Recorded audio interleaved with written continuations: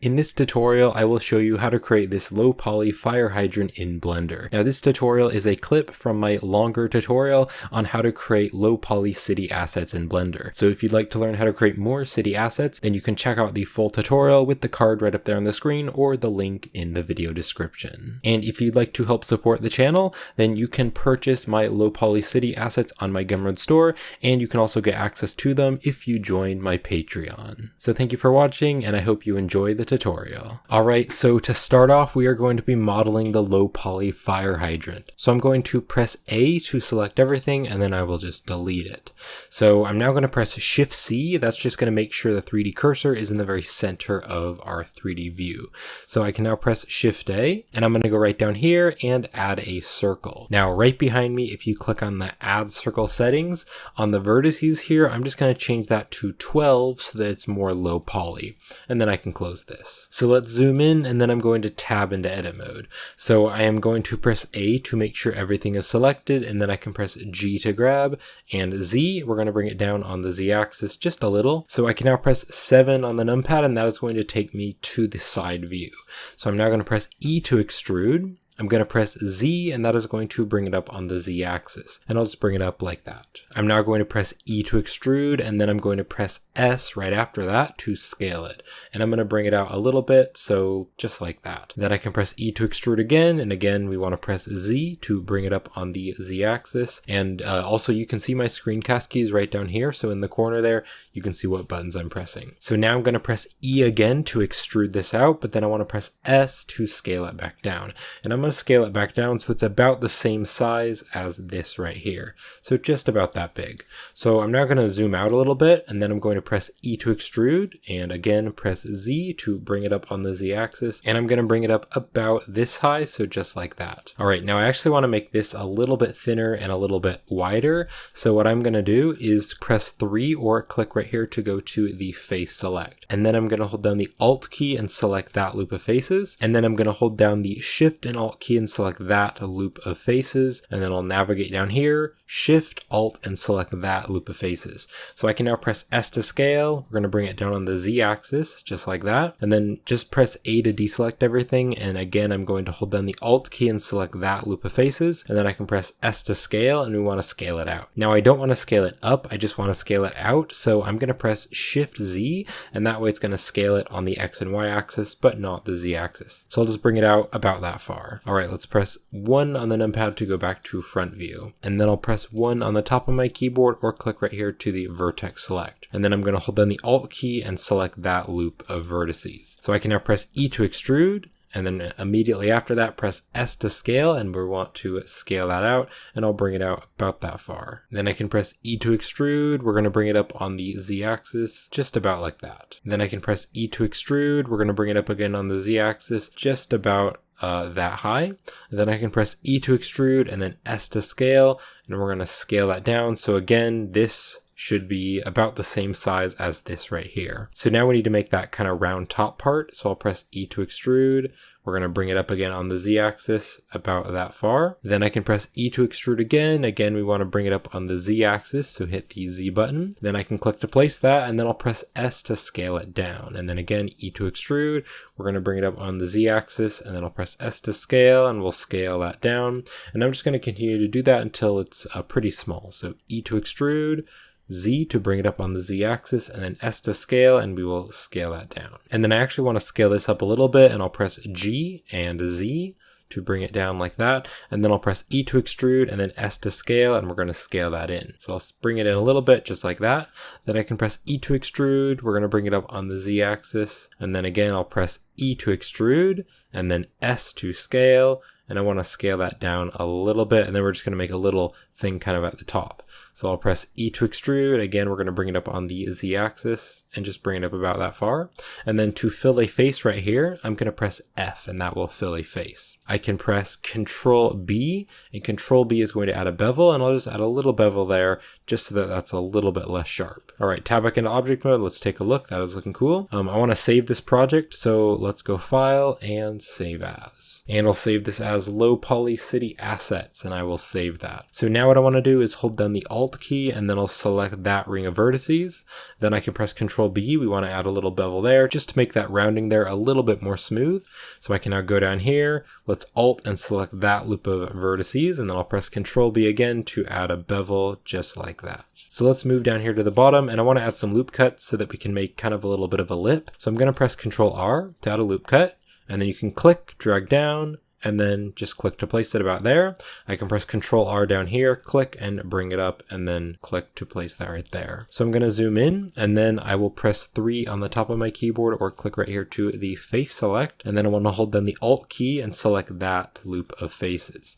So I can now press E to extrude, and then immediately after that press S to scale. We're going to scale this out a little bit, and then I can press S to scale and Z to bring it down on the Z axis, and we'll just make that a bit smaller.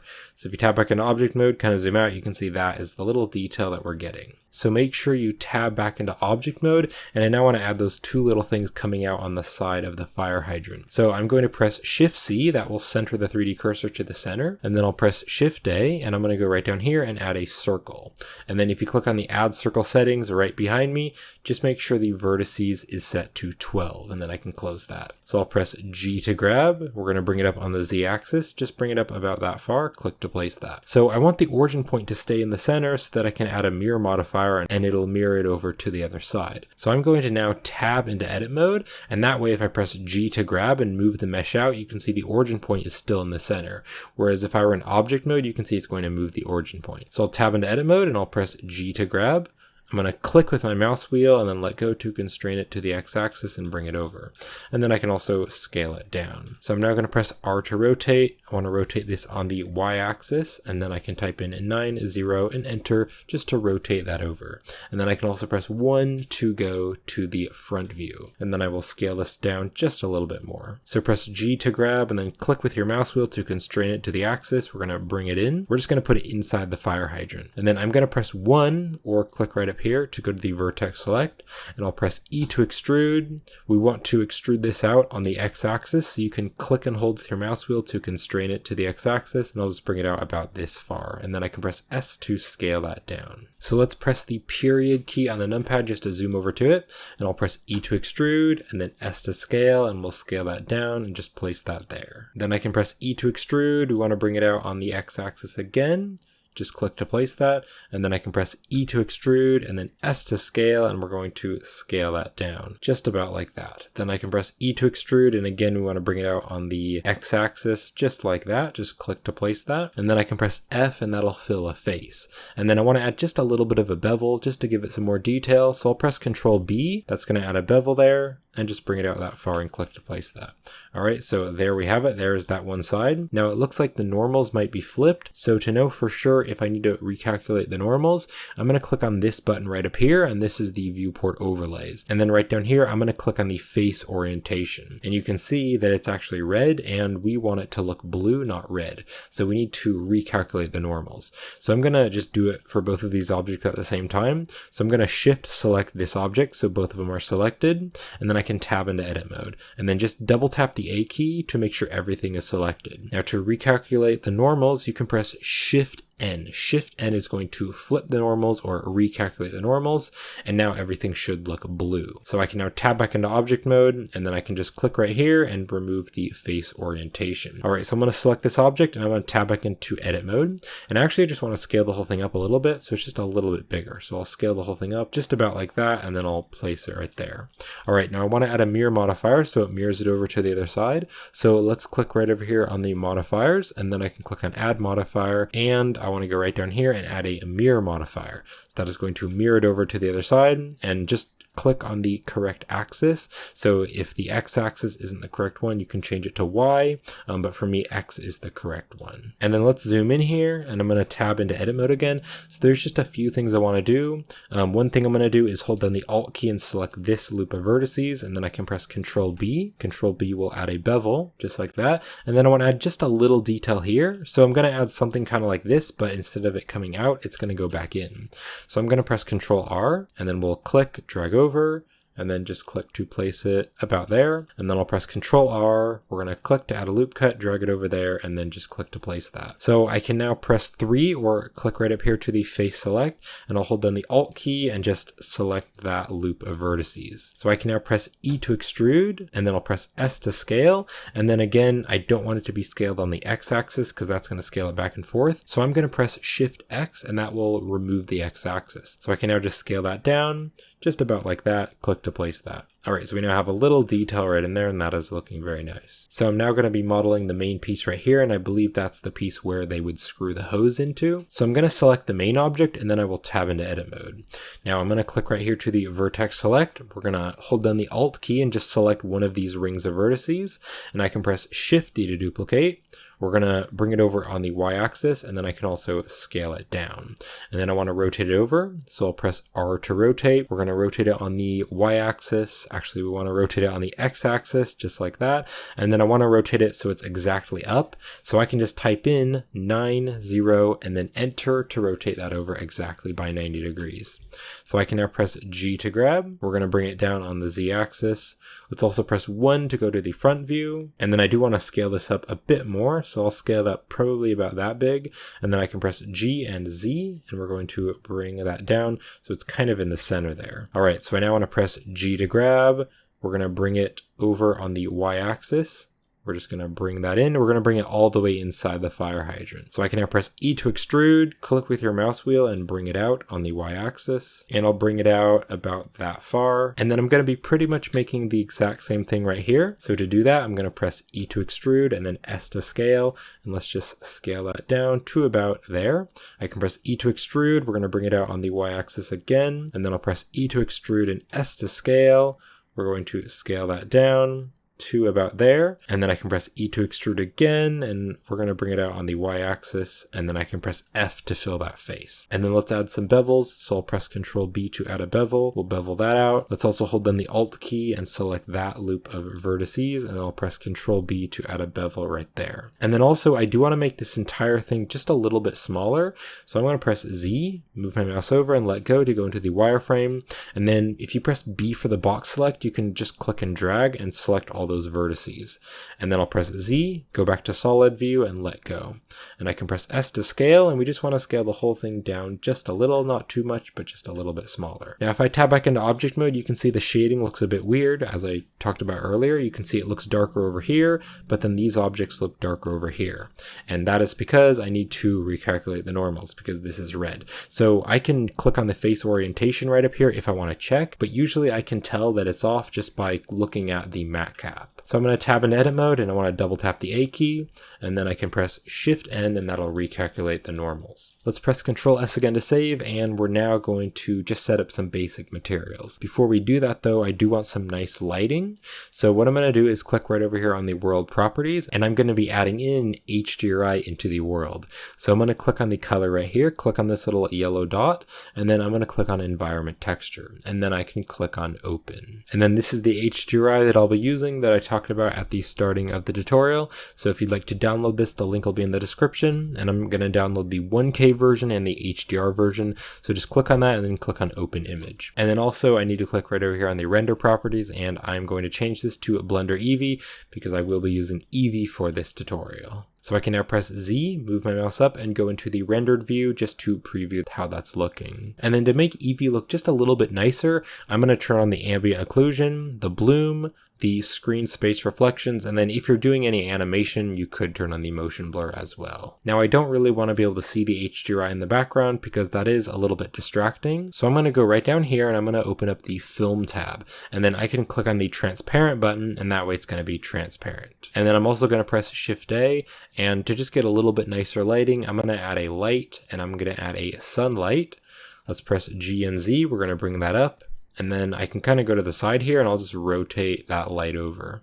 And then I'll just kind of move this over just move it over here so it's kind of out of the way. Now if you click right over here on the object data properties to change the light settings, I want to turn the strength up a bit so it's a little bit brighter, not too bright, maybe just like a 3 or something. So that's nice. If I just zoom into that object, you can see we have a nice shadow there. All right, so let's do the materials now. So I'm going to click right over here on the material properties. Let's just select this object, and then I can click on new to add a new material, and I can just call this fire hydrant. And then this is a pretty simple material. I'm just going to be turning the base color to a very bright red color, but then I will make it a little bit darker and maybe just slightly less saturated, maybe a little bit darker. So something like that. So it's pretty simple. And then I'm also going to select this object right here, and I'm going to go over to the modifier properties, and I want this to be a part of this object. So I'm just going to apply the mirror modifier. So just click on this button right here and click on apply.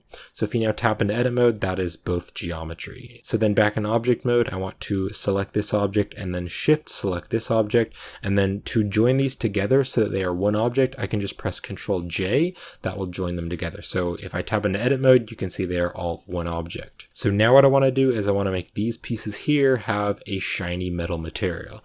So to do that, I'm going to hover my mouse over the object and I'll press L, and then just hover your mouse over these objects and press L. That is going to select all of the linked vertices because these vertices are linked together. So I now want to create a new material. So I'm going to click on this button right here to make a new material in this object's material slot. And then I can click on new. And I'm just going to rename this material to fire hydrant metal.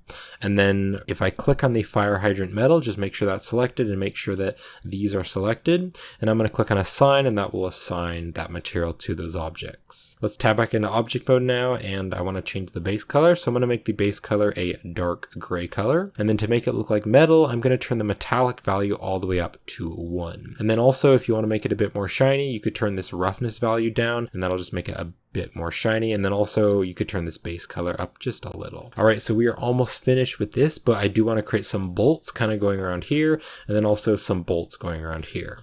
So I'm going to select this object and I'll tab back into edit mode, and then I want to press Shift C again just to make sure the 3D cursor is in the very center there. So I'm going to press Shift A, and I'm going to go right down here and I'm going to add a cylinder. Now, if you click on the add cylinder settings, it's right behind me, so you can't really see it, but just open up the add cylinder settings. On the vertices here, I'm just going to change the vertices to 6, and then I can just close that. So this is going to be our bolt. So let me just press period on the numpad to zoom over to it. Now I also want to make it be the metal. So just select the fire hydrant metal and make sure the bolt is selected, and then you can click on the assign button, and then it will put the metal on that object. So I can now press G to grab. We're going to bring it up on the Z axis, just bring it up, and then I can press S to scale. We're going to scale that down. So I'll now press 7 on the numpad to go to top view, and I want to scale this down a bit smaller. And then I can press G to grab, and I'm going to bring this over and maybe scale it up just a little so it's just like that. Then I can press G and Z, and we're going to bring that down. Now I want the bolt to be up here, but I also want to have another bolt down here. So I can just press S to scale. We can scale it up on the Z axis and just make that long enough so that it can go through. So I can now press G and Z, and we are just going to bring that down, maybe scale it down on the Z axis now. So just like that, maybe just scale it up a little bit. And let's press Control S again to save.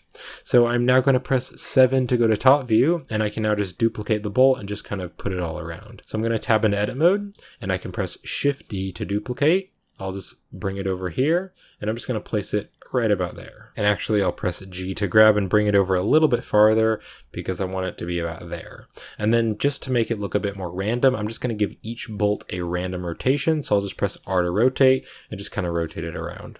So I'll now press Shift D to duplicate. We're going to put another one here, and then R to rotate. Shift D to duplicate. Let's put another one there. Give that a random rotation, and then Shift D to duplicate. We're going to stick that there, and then R to rotate. So we've added a bolt here and then 2 bolts here. So I'll press Shift D. We can add another bolt there. And then in between these 4 bolts, there's going to be a bolt in between each bolt. So I'll press Shift D again. We're going to put that in the center there. The center of those 2 bolts, we can just rotate that, and then I'll press Shift D again, put it right there, and then just give it a random rotation. All right, so now we have all those bolts going around there. So I just want to duplicate the bolts and then just stick them down there at the bottom. So I'm going to hover my mouse over each bolt, and I'm going to press L, and that is going to select all of the linked vertices. So just continue to hover your mouse over the bolt and press L to select the entire bolt. So now that we have all those selected, I can press Shift D and Z, and we are just going to bring the bolt bolts down. And then also you might need to just press S to scale and scale them down a little bit. And then I don't want the bolts to be coming through, so I'm going to press S to scale and Z and bring it in on the Z axis just like that. And then I can press G and Z, and we are just going to bring that up. And then if you want to give these a random rotation, something cool that you can do is you can click right here on the transform pivot point, and you can change this to individual origins. So now if you press R to rotate and rotate it on the Z axis, you can see that each bolt is going to move individually, and then you can just click to place that. And then I'm just going to click on this, and I'm going to change this back to the default, which is a median point. And then just one more thing that I want to do, I want to zoom in here, and I'm going to Alt and select that ring of vertices, and then I can press Control B and just add a bevel like that. And then just down here, let's do the same thing. So Alt, select that loop of vertices, and I'll just press Control B, just drag out, and then just click to place that. And that is it. So that is how you create the low poly fire hydrant in Blender. So I hope this tutorial was helpful, and thank you for watching.